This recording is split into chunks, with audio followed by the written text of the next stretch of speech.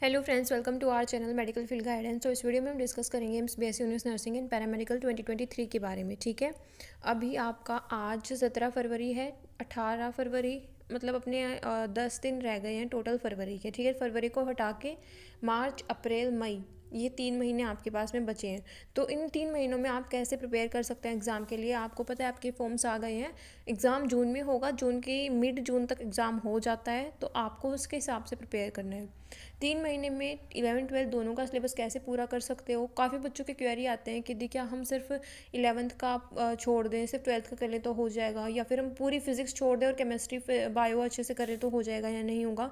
तो उसके बारे में मैं यहाँ पे आपको बताऊँगी। ठीक है, देखो, अगर आप लोग 11th कंप्लीट छोड़ रहे हो या 12th कंप्लीट छोड़ रहे हो तो उससे आपके मार्क्स पे बहुत इफेक्ट पड़ेगा।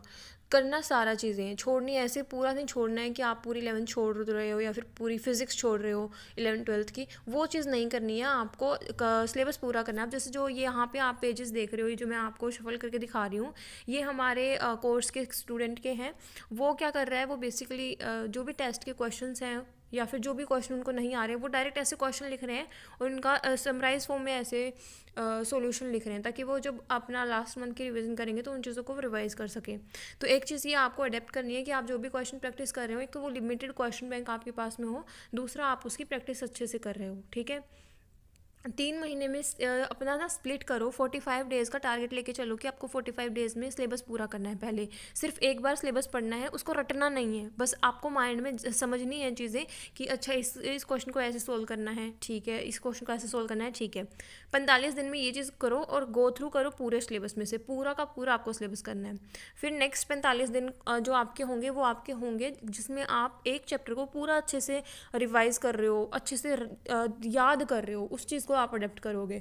नेक्स्ट जो 45 दिन होंगे उसमें आप वो चीज़ रिवाइज कर रहे होगे। ठीक है, ये सारी चीज़ें आप हेल्प करके करो कि आप ना कोई टेस्ट देके कर रहे हो, ताकि आपको और इवेल्युएशन का पता चल जाए कि आपकी कमज़ोरी कहाँ है, वीक कौन सा चैप्टर है, स्ट्रॉन्ग कौन सा चैप्टर है, वो एक आपको आइडिया होना चाहिए। ठीक है, अभी आप हमारा भी कोर्स ज्वाइन कर सकते हैं। हमारा कोर्स चला हुआ है, यहाँ पे आपका जो सिलेबस है वो 28 फरवरी और 10 मार्च के बीच में कंप्लीट हो जाएगा। ठीक है, तो उसमें आपका जैसे जो चीज़ें छूट गई हैं आपकी, ऑब्वियसली आप वो चीज़ें तो अभी नहीं कर पाओगे, बट हाँ जो चीज़ रहती है, जैसे अभी हमारी 11th बायो और 11th फिजिक्स हो चुकी है, उसके अलावा पोर्शन रहता है तो वो आप कंप्लीट हमारे पास साथ कर पाओगे। दूसरा देखो, और कोई ऑप्शन नहीं है कि आप लोग अगर सब्जेक्ट छोड़ के करोगे कि मैं कंप्लीट केमिस्ट्री छोड़ देती हूँ या फिर कंप्लीट फिजिक्स छोड़ देती हूँ देन मैं प्रिपेयर करूँगी, तो वो चीज़ आप भूल जाओ कि आपका सिलेक्शन होगा। सिलेक्शन लेना तो एफर्ट्स डालने पड़ेंगे एंड वो चीज़ आपको कंप्लीट करनी पड़ेगी। लास्ट में ये हो सकता है कि आप कुछ सेलेक्टिव चैप्टर्स हैं जो कि आप छोड़ सकते हो।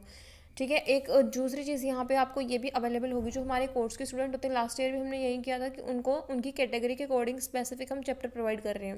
जब जैसे अगर हम SC कैटेगरी की बात करें तो अब उनको सारे चैप्टर पढ़ने की ज़रूरत नहीं है, क्योंकि उनका कंपटीशन कम है कंपेरेटिव जनरल कैटेगरी, क्योंकि उनकी कट ऑफ बहुत हायर रैंक तक चली जाती है। तो आपको क्या करना है, आपको सेलेक्टिव चैप्टर्स ही करने हैं। आपको ऐसा नहीं है कि अगर मान लो फिजिक्स में 40 चैप्टर हैं तो उसमें से आप अगर 15-20 चैप्टर भी कर लोगे तो आपके लिए हो जाएगा। Same for OBC and same for general category students. General category की भी सारी चैप्टर करने की जरूरत नहीं होती है। आप कुछ सिलेक्टिव चैप्टर करोगे तो वो आपका आराम से हो जाएगा। इंपॉर्टेंट चैप्टर के रिगार्डिंग मैंने यूट्यूब पर वीडियो बना रखी है, तो आप वो चेकआउट कर सकते हो। दूसरा, यहाँ पे देखो बच्चे ये पूछते हैं कि दी वेटेज के अकॉर्डिंग आप चैप्टर बता दो जो इंपॉर्टेंट, हम वो कर लेंगे। देखो, इंपॉर्टेंट चैप्टर हम आपको एक्यूरेटली तो नहीं बता सकते, क्योंकि अब देखो अगर 11th-12th दोनों फिजिक्स हैं, उनके टोटल आपके क्वेश्चन आते हैं 30 पेपर में। अब चैप्टर 40 है, क्वेश्चन आते हैं 30, तो वो एक क्वेश्चन किस चैप्टर में से आ रहा है आप प्रोडिक्ट नहीं कर सकते हो। हम क्या करते हैं, हम बेसिकली टॉपिक वाइज सेलेक्ट करते हैं। जैसे अगर एक चैप्टर है, उसके ये टॉपिक तो एटलीस्ट आपको आने चाहिए, क्योंकि ये ज़रूरी है।